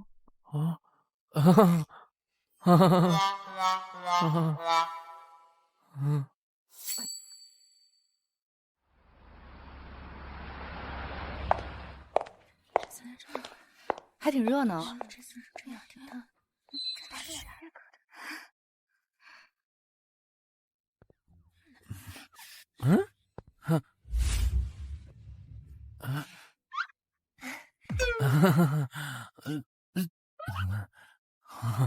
这给你。呀，我当是谁这么大阵仗呢？原来是打假英雄陆大师和雪月阁的3位倾国英雄。柳如烟，你还敢出现？我为什么不敢？我又没犯法，犯法的是我那不成器的弟弟，倒是你们凭借着某些人的好运气和特殊手段，才勉强没倒。怎么，现在靠组团卖笑来撑场子了？陆晨，你这左拥右抱的，这忙得过来吗？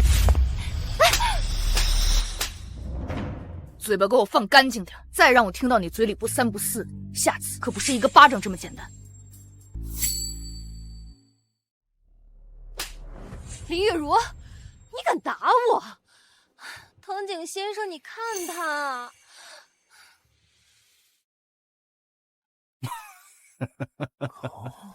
陆先生吧，使劲使劲。别人藤井一郎，藤井商会的会长。柳小姐呢，是我们商会的特殊顾问，更是我的朋友。年轻人有点火气，我也可以理解，但动手打人有失风度。藤井先生，风度呢是对人的，对于这种上来就狂吠的东西，我的同伴只是让他清醒。如果藤井先生觉得不妥，可以让保安去调监控啊，看是谁先口出狂言的。藤井会长，没想到你对我们江城的古董圈也感兴趣。柳小姐能成为您的顾问，真是找到了好归宿。希望柳小姐这次经手的东西都能干干净净，别再闹出什么误会。哎，简小姐，您说笑了。藤井商会做生意一向注重的是信誉、严厉。倒是陆先生，我听说您鉴宝的眼力非凡，连真古斋的王掌柜都甘拜下风。那今晚可得长长见识啊。那今晚可得长长见识啊。嘴皮子厉害有什么用？拍卖场讲究的是真金白银，凭借女人和运气上位的，还真把自己当盘菜呢。今晚呀，可不是靠嘴就能赢的。你说的对，那咱就一会儿拍卖会上看看实力呗。希望藤井商会资金准备充足，别像某些人一样，只会虚张声势。有点意思。那咱们拭目以待。就是他们家，对，是的。怎么会知道这些为什么？各位尊贵的来宾，大家好。好。欢迎来到本次私人珍品拍卖会。话不多说，接下来我们有请第一件重器，第38号拍品。传承有序，北宋汝窑天青釉碗。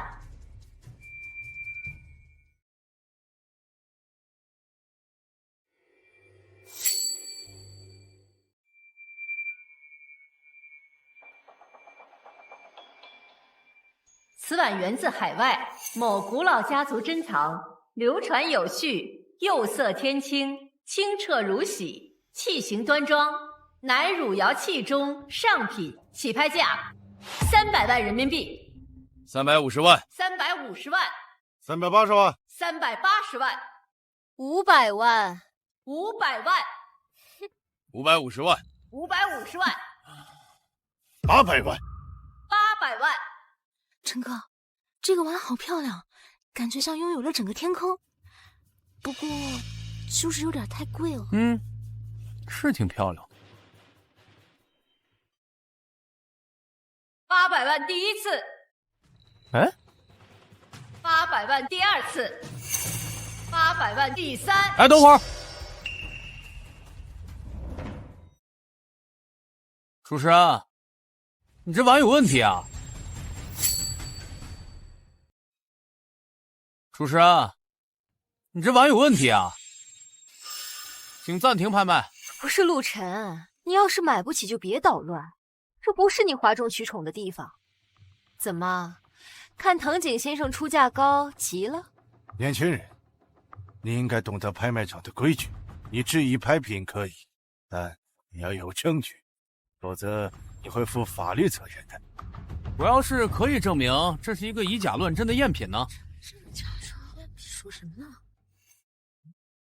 这位先生，您说的可有依据？我们有3位权威专家联合开具的鉴定证书。哎呀，爱谁谁。不，我的意思是，你们证书或许没问题，但是你们这个东西本身有问题啊。要不然请王掌柜来长长眼吧。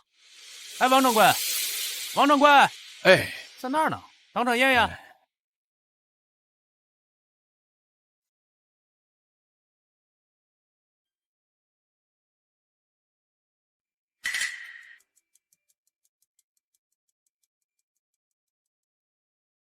这釉色如玉似冰，宝光内敛，开片自然，蝉翼纹、鱼鳞纹交错，却是宋儒风貌，老气十足。此物大开门呐！听到了吗？前辈也都说是真的，赶紧给藤井先生和各位道歉，然后滚出去。赶紧给藤井先生和各位道歉，然后滚出去。王掌柜，要不然您用高倍放大镜仔细观察一下碗心底部，然后呢，再用紫外线照射同一区域试试。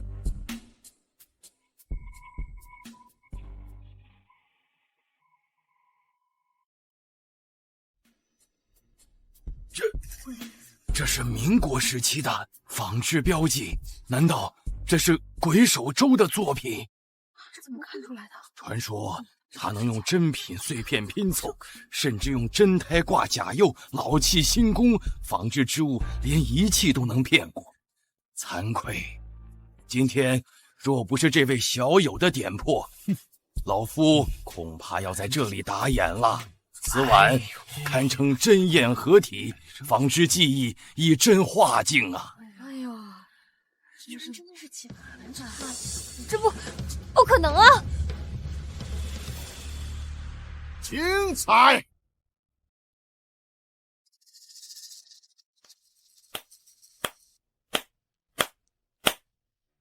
陆先生果然名不虚传，好眼力，鄙人差点就花了冤枉钱，佩服！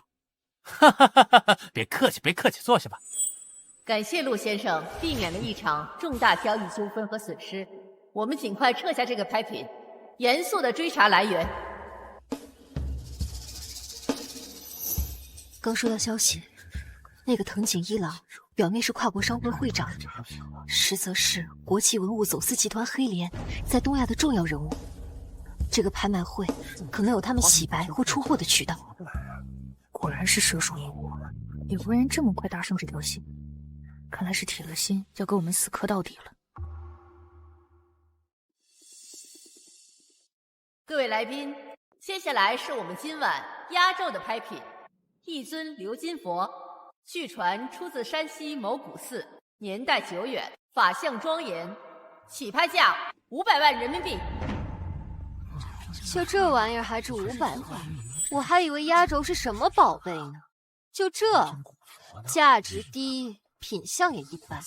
我看呀，200万最多，顶到头了，谁买谁大冤种。600万，600万一次。陈哥，这个佛手看起来好旧啊，有什么特别的吗？感觉不如刚才那个碗好看。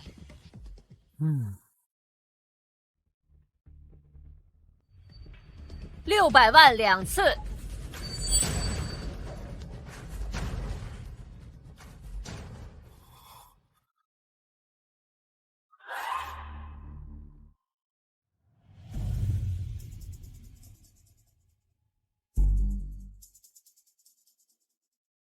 这件拍品，我必须拿下。这么多钱吗？这件这个东西看起来有什么不一般的吗？非常不一般，这可能是一件失踪千年、牵动国运的绝世国宝，必须拿下它。具体的拍了再说。需要多少资金？我们雪月阁全力支持你，不惜一切代价。600万，1000万，1000万。不是陆晨，你是刚才出风头出上瘾了，还是有钱烧得慌呀？这真不是自己花钱哈，傍上雪月阁这么大款了，财大气粗。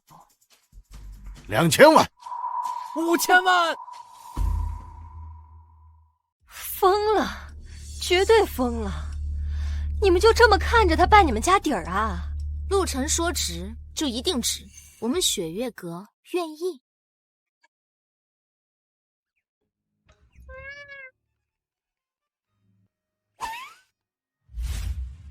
我们雪月阁代表陆先生出价5000万，资金充足，请放心。年轻人，我善意提醒你，适可而止。有些东西不是你能碰的，更是你碰不起的。8000万，1亿，1亿人民币，1个亿。别生气，这位先生出1亿人民币，还有加价的吗？真是有钱烧陆先生有魄力，我退出了。希望这件宝贝能够真的物有所值。1亿1次，1亿2次，1亿3次，成交！恭喜陆先生。陆晨，你到底在搞什么鬼？花1个亿就买这破佛手？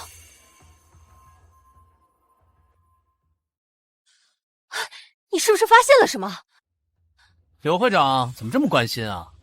可惜和你没关系，要不，或者说呢，和你背后的主人没关系。年轻人，我还是那句话，有些东西你懂得太多，拿的又太多，未必是福气。希望我们后会有期。这句话呢，我原路奉回。江城的水啊，太深了。等回头呢，您的生意要是做大了，别忘了低头看看脚下的路，好吧？那两个鞋带开了呀。是，嗯，哎呀，你有病啊！财大气粗啊！我肯定出得出这个钱。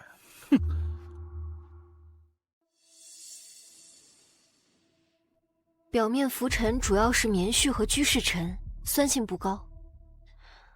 但耳道和眉弓弯折处的垢壳成分复杂得多。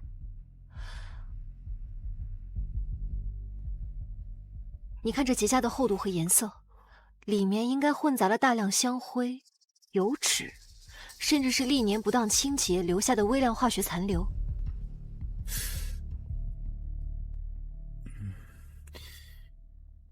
颈部的铸造痕迹呢，与明代中期官造佛像的工艺很像，是老的，没错。不过，这个击打痕迹很新啊。新？有多新？不会超过20年，而且力度和角度都很刁钻。就像是用什么尖头工具故意为之，应该不是意外磕碰，这更像是什么拙劣的试探，或者是想破坏什么又不敢用力。试探？你怀疑有人知道这佛手内藏玄机？是当年经手过它的人，还是最近的买家？哎，找到了，在这儿，在正面。正面？这么明显的位置。佛家呢讲究明心见性，最关键的线索就藏在最显眼，却最容易被惯性思维忘了的地方，就是这个眉心的白毫像。你看，这个拼接处果然有缝隙。果然是。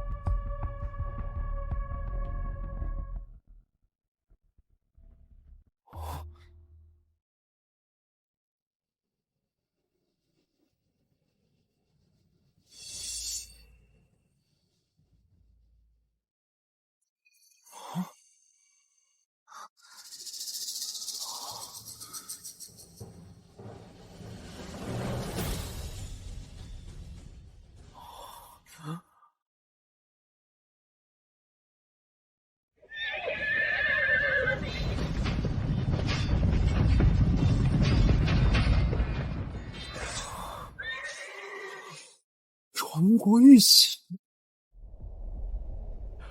这不会是真的吧？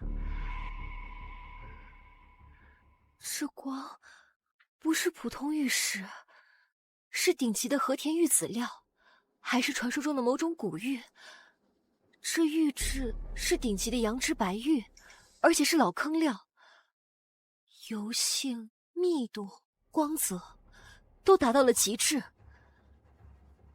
看着赤狐钮的雕工，是典型的战国到西汉的风格，霸气内敛，细节处理非皇室工匠不可为。这难道真的是？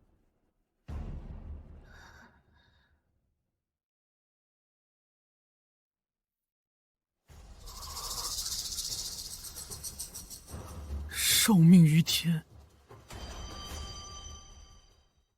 既寿永昌。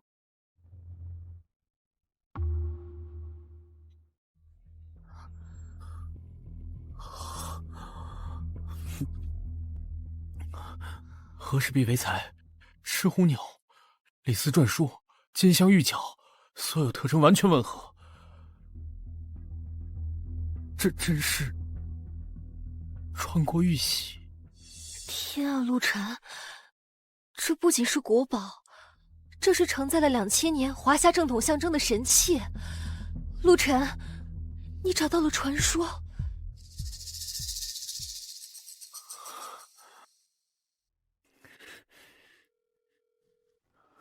月如姐，我们我俩看见了。陆晨，你跟简雪在一起吗？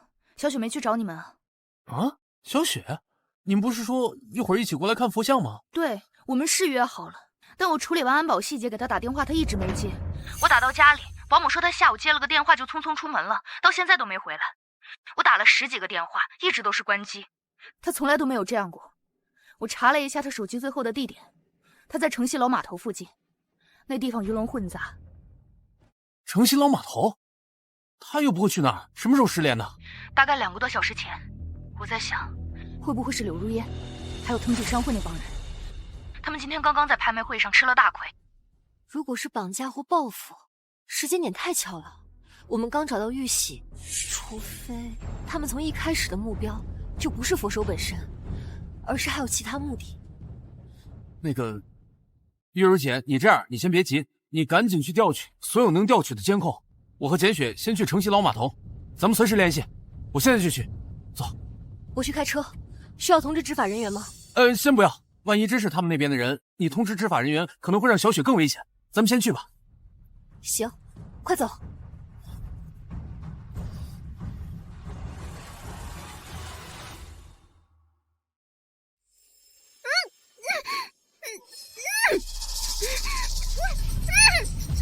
藤井先生，您看这小丫头片子都沦落到这种地步了，还这么不老实。不过有她在正好，不怕陆晨不把东西交出来。雪月阁这几个女人里，最宝贝她了。藤井先生，咱们的人可都安排好了，是不是等陆晨把玉玺拿出来，咱们就……山本组的人马上就到了，他们负责善后，东西拿到手，我们必须马上转移。江城的水太深了，那咱们安排完这些，藤井先生，您真的会带我回倭国吗？您之前说过的，只要我在您身边，做什么都行。现在还不是说这个的时候。东西到手，会有你的荣华富贵。安静点。小雪，小雪，小雪，来的还挺快呀！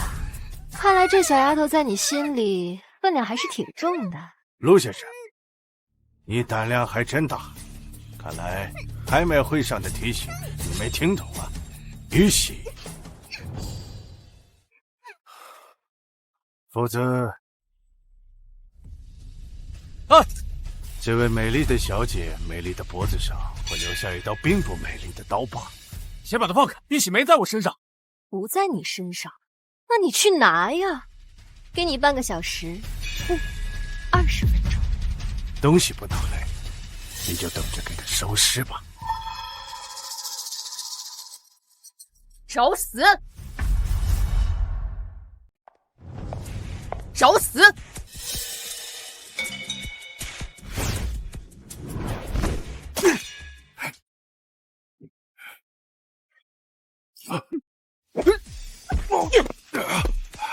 林月如，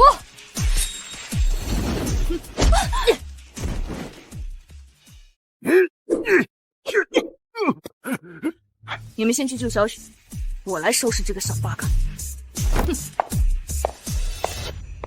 连我外甥女你都敢欺负，也不打听打听我是干什么的。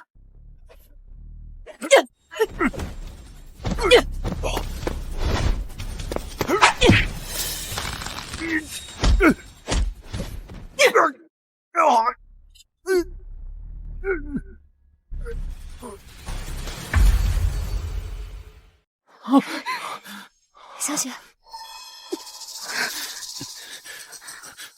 没事吧？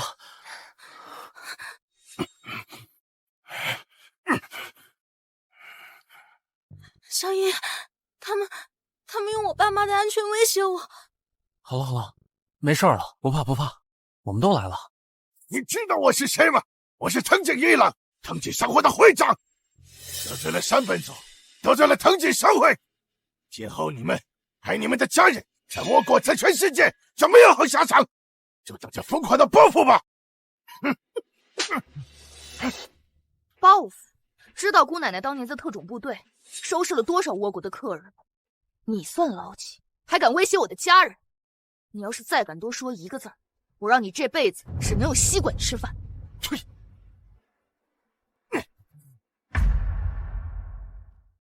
小姨，你们快带小雪先走吧。千雪，你帮我照顾一下她，看她受没受到惊吓。好，那你呢？我在这等执法人员过来处理。这2个，还有他们口中的山本组，一个都跑不了。哎，不是，那你自己一个人在这等肯定不行，他们的人都快到了呀。来得好啊！就这几个倭国来的混混，可掀不起什么风浪。今天来100个，姐就打100个，正好活动活动筋骨。哎呀，快走吧，可别磨叽了，安全第一。不是，赶紧带小雪走，玉玺的事儿绝不能再有闪失了。快走。那放心吧，有我呢。那你小心。走，走。小心点你。走吧。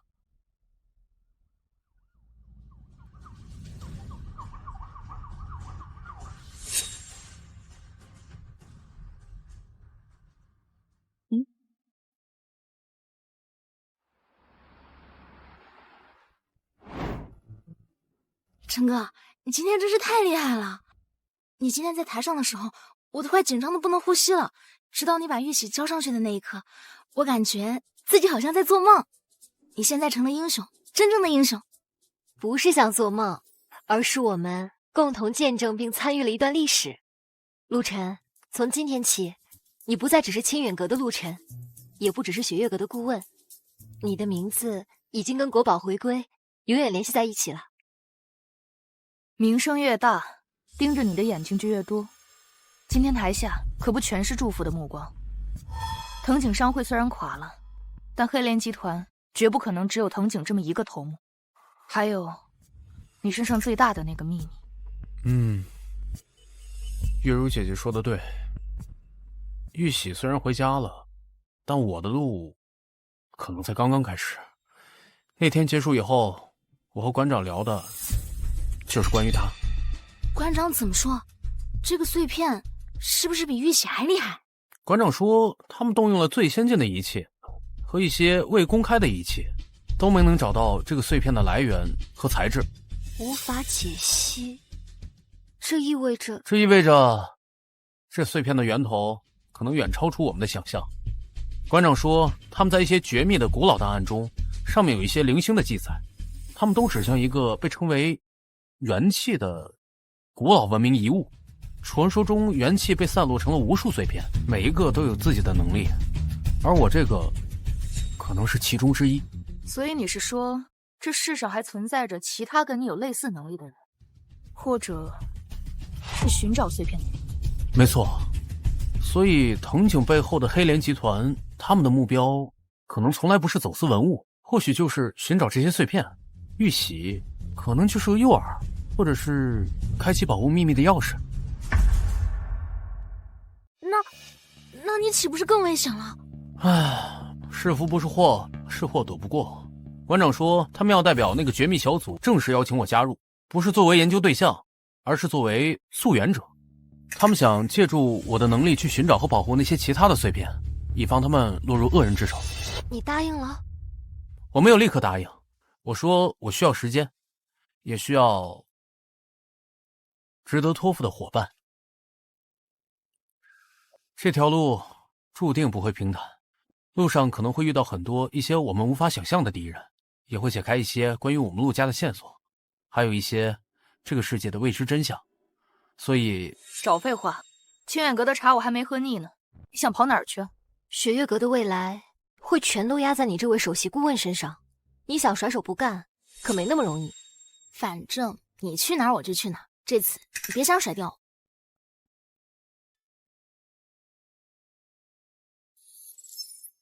玉玺归位，星门将起。陆晨，你准备好见识真正的宝藏了吗？陈哥，谁的信息啊？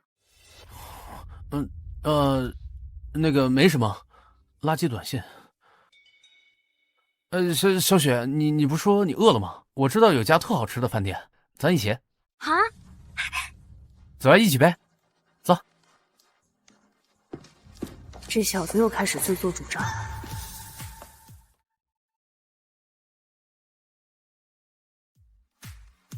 新的棋局已经开始了。